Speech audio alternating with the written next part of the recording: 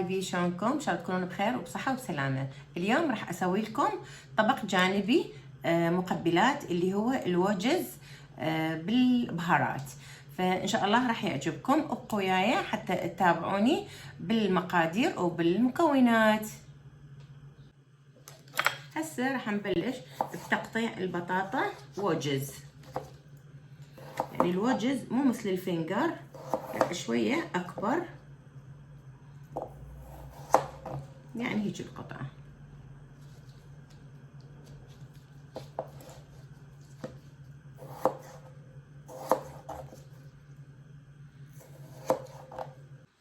الكمية احنا كافيتنا. هسه نغسل البطاطا بمي عادية حتى نحط لها ملح ومي ساخنة. هسه راح نحط لها ملح ومي لازم تكون مغلية.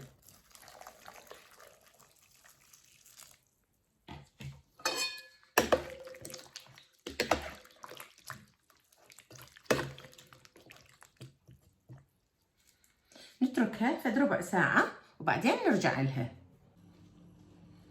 هسه صفيناه من المي، ننشفه بمناديل المطبخ.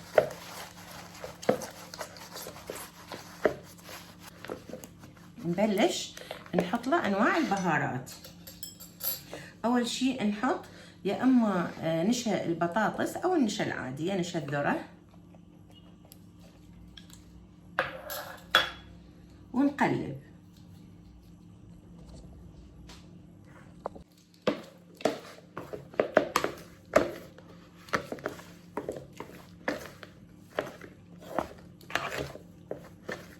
نحط قرشلة أو كعك مطحون،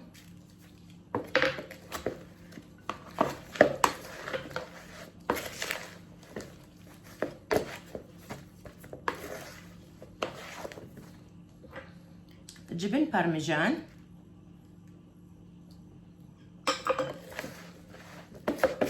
شوفون المواد اللي بدها تنضاف إلها مواد كلش لذيذة وطيبة.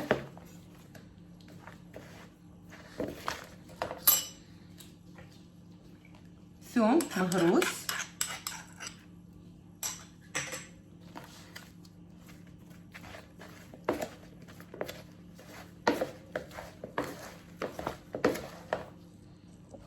وهسه راح نضيف البهارات اللي هي بابريكا، فلفل اسود،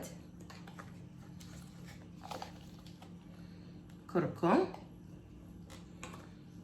وكاري، واللي يريد يضيف روزماري او زعتر بري، ونخلط.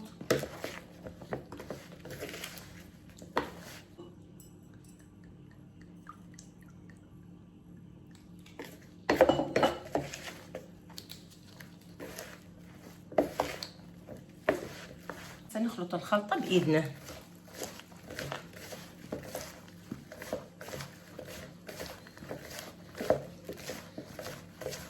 هسه تشربت كل بوتيتاية بالمواد. نجيب صينية بها ورق زبدة وممكن ترشولها زيت ونصفطها، ويكون الفرن محمي مسبقا.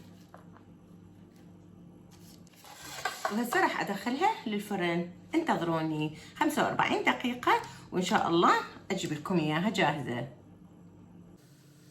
وهاي النتيجة 45 دقيقة بالضبط، والنار على 200. النتيجة طبعا تجنن.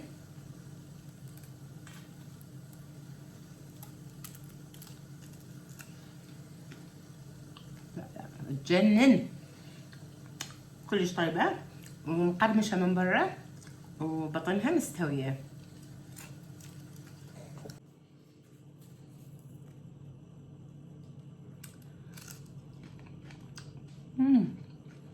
كلش طيبة مستوية وما أحلاها. أشوفكم على فيديو جديد. هسه أقول لكم إلى اللقاء.